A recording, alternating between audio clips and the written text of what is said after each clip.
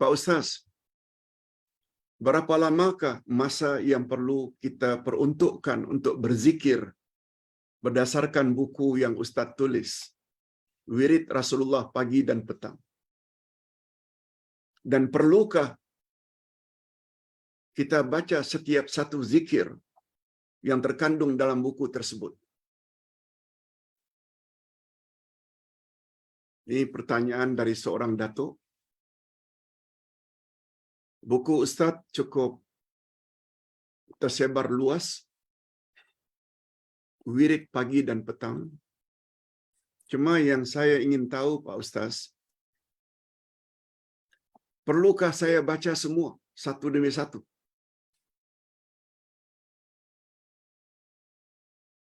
Berapa lamakah waktu kita patut baca buku tersebut?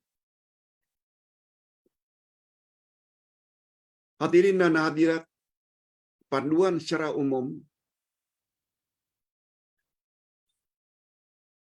zikir tersebut tidak semestinya dibaca satu demi satu. Begitu juga tentang urutannya. Tak ada ketentuan dari Rasulullah. Setelah ini baca ini, setelah ini baca ini. Yang penting dan mustahak, bila disebut zikir pagi, timingnya yaitu habis subuh hingga zuhur. Oleh sebab itu kita ingin baca habis subuh sebahagian atau sepertiga, habis salat duha tambah lagi sepertiga, jam 11 nanti menjelang zuhur tambah lagi sepertiga, selesai. Maknanya kita boleh buat kerja-kerja lain. Itu namanya zikir pagi. Zikir petang pula, masanya setelah asar sampai sebelum isyak. Habis asar kita baca sedikit, sebelum maghrib kita baca sedikit, habis maghrib sebelum isyak kita tamatkan. Hadirin dan hadirat, dengan berbuat demikian kita tak merasa mengambil masa terlalu panjang sehingga tidak boleh buat kerja-kerja lain. Malah nasihat Ustaz, apabila jam 7 umpamanya kita pergi tempat kerja, makan masa setengah jam, itu saja boleh tamatkan. Apalagi zikir-zikir itu kita telah biasa baca, dengan mudah kita hafal. Apalagi Ustaz sudah buat CD. Apalagi Ustaz sudah buat CD zikir pagi dan CD zikir petang. Bunyikan, lalu kita boleh ikuti. Selain daripada itu, dinamakan zikir pagi dan zikir petang yang urutannya kadang-kadang sampai 20 jenis zikir dengan bilangannya ada 3 kali, ada 10 kali, ada 7 kali, ada 100 kali.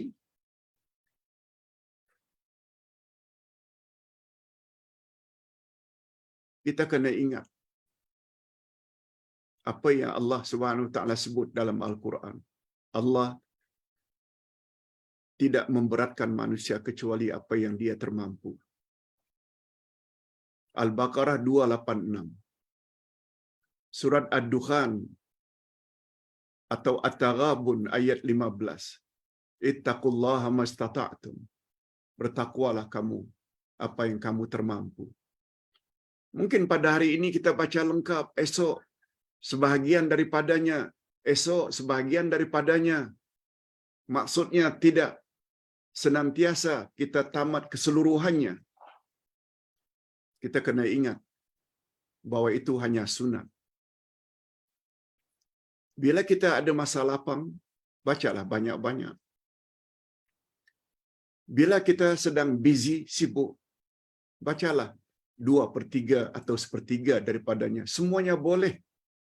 dan kita layak mendapat ganjaran. Insya-Allah. Itu jawaban Ustaz.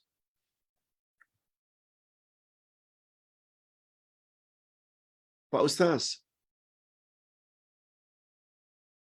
besar fadilatnya kita membaca surat Al-Kahfi 10 ayat pertama dan 10 ayat yang terakhir.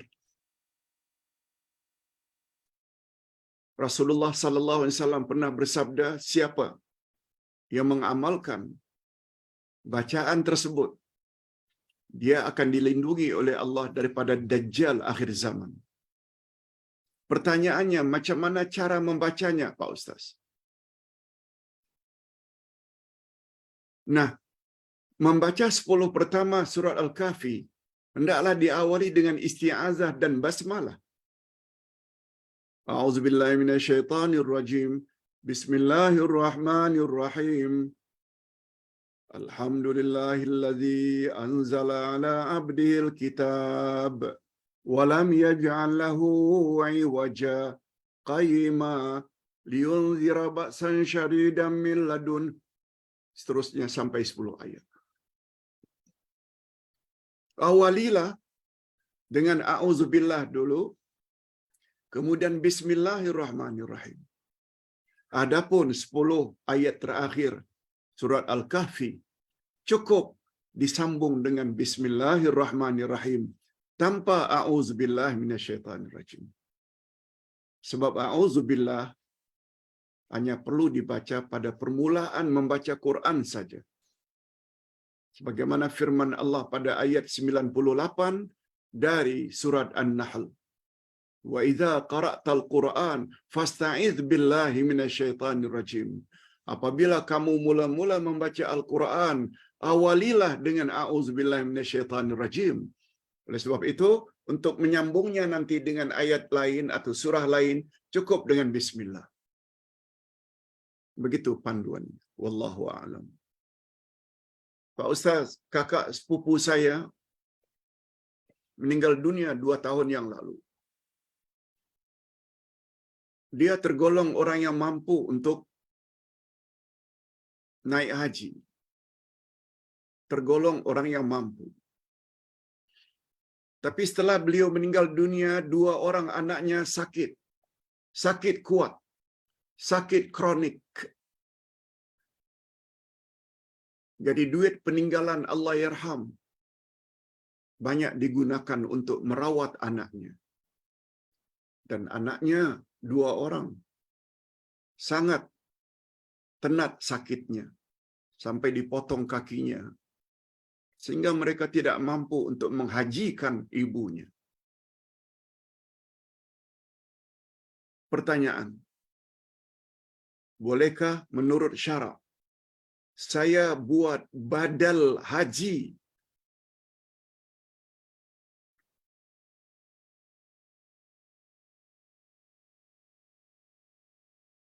kakak sepupu saya, sedangkan dia bukan ahli waris, sedangkan saya bukan ahli warisnya?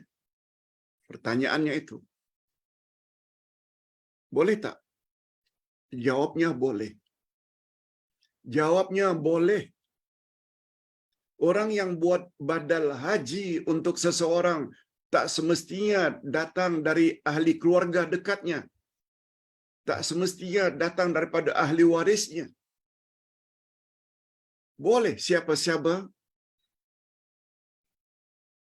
Sebab Rasulullah sallallahu alaihi wasallam pernah mendengar seorang sahabat ketika menghajikan seseorang.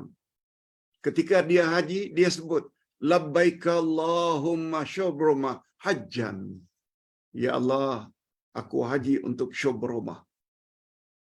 Nabi tanya, siapa syubrumah itu? Syubrumah itu adalah kenalan baik saya, ya Rasulullah. Saya ingin ganti haji untuknya. Oh, begitu. Nabi tidak larang. Itu maknanya boleh. Jadi badal haji tak semestinya dibuat oleh ahli waris atau dibiayai oleh ahli waris. Siapa saja orang-orang yang ingin badal haji untuk orang yang dia kenal yang baik dengannya boleh, dan insya-Allah diterima oleh Allah Azza wa Jalla. Yang keempat, Pak Ustaz, setelah selesai makan di restoran bersama kawan-kawan, saya yang bayar.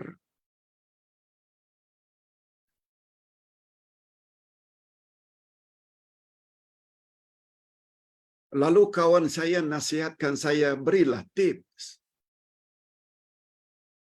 kepada pelayan-pelayan yang melayan dengan baik. Pertanyaan saya, Pak Ustaz, saya memang bagi. Tapi pertanyaan saya, tip itu sama tak dengan rasuah? Tip itu sama tak dengan rasuah? Saya takut, Pak Ustaz. Apalagi Nabi SAW bersabda, laknatullahi ala rashi wal murtashi. Allah melaknat, Allah mengutuk orang yang memberi rasuah dan orang yang menerima rasuah. Pertanyaan saya, beri tips itu sama tak dengan rasuah? Jawabnya tak sama. Dalam bahasa Arab dipanggil dengan bakshish. Bila ada orang yang membantu kita ketika pergi umrah atau naik haji, angkat barangan kita, lalu kita bagi dia 5 rial, 10 rial sebagai tanda terima kasih kita, yang kita panggil dengan tips, itu bukan rasuah. Itu bukan rasuah. Apalagi tip yang kita bagi itu tanpa diminta, kita dengan senang hati, rela hati, memberi dia sedikit hadiah. Dia bukan rasuah. Hadirin dan hadirat, pertanyaan yang keenam. Pertanyaan yang keenam, Pak Ustaz, apakah itu salawat tibbil qulub? Terima kasih. Hadirin dan hadirat, salawat tibbul qulub ini pertama-tama ia bukan dari Nabi Muhammad sallallahu alaihi wasallam. Yang kedua, para ulama tidak sependapat terhadap salawat ini. Ada yang mengatakan boleh dan ada pula yang melarang. Yang melarang mengatakan di dalam ungkapan selawat tibbul qulub, kita telah bagi Nabi Muhammad sallallahu alaihi wasallam pekerjaan yang sebenarnya milik Allah. Coba dengar baik-baik bacaan selawat tibbul qulub. Allahumma salli ala sayyidina Muhammadin tibbil qulubi wa dawaiha wa afiyatil abdani wa shifaiha wa nuril absari wa diyaiha wa ala alihi wa sahbihi wasallam.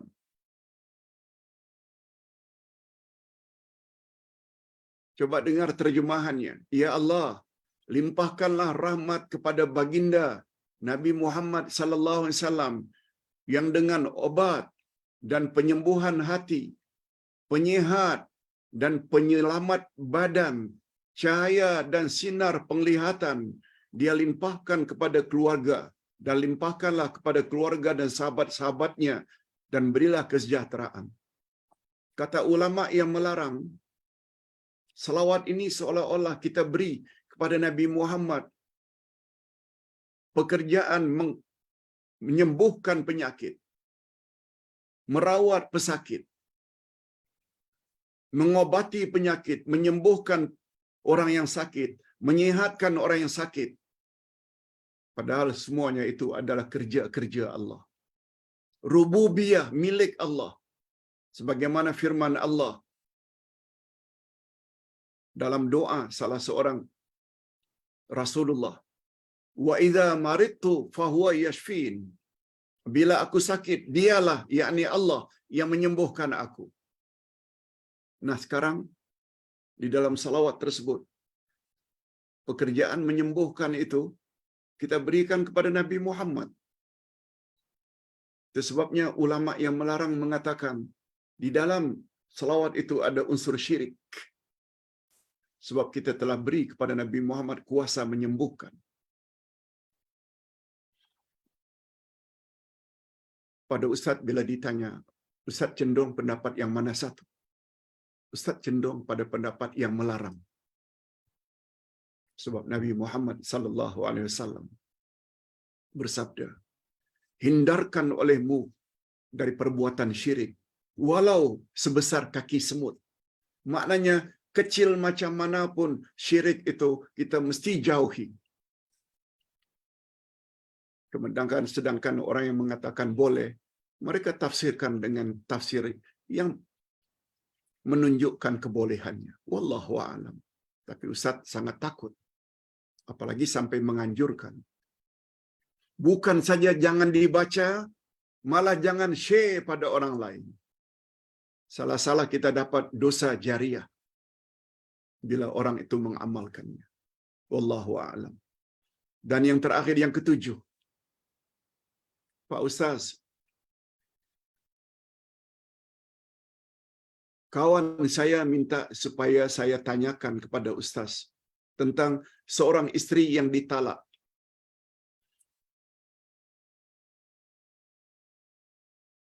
Berdasarkan rujukan garis panduan beriddah, isteri dilarang keluar dari rumah yang biasa dia diami semasa perkawinan kecuali dengan izin suami. Apakah isteri itu wajib terus tinggal bersama suami dalam tempoh iddah jika suami itu tidak mampu menyediakan nafkah lagi? Rumah yang didiami bersama-sama semasa perkawinan adalah rumah isteri. Dalam hal ini, bolehkah isteri itu keluar dari rumah tersebut? Hadirin dan hadirat,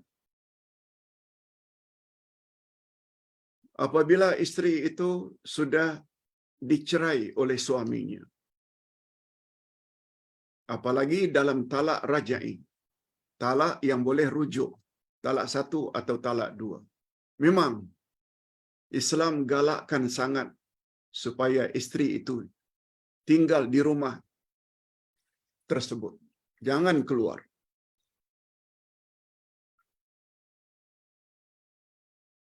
Alasannya, kedudukan isteri itu adalah masih lagi di dalam tanggungjawab suami. Ustaz ulang, isteri dalam iddah talak raj'i, yakni talak boleh rujuk, statusnya masih lagi sebagai isteri.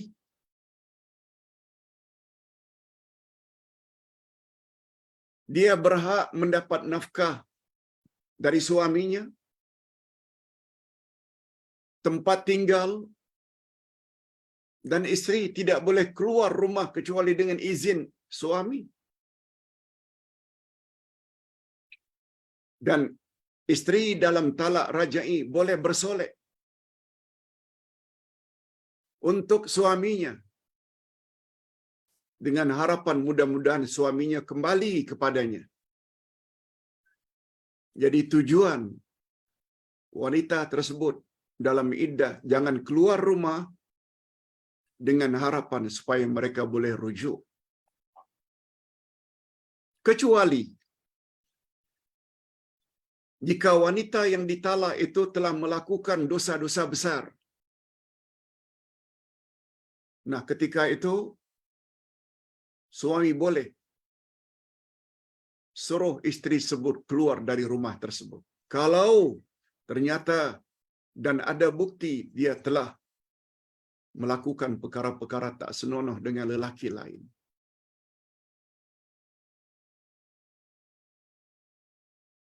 Ataupun wanita tersebut boleh keluar rumah apabila suami tidak sara dia hidup.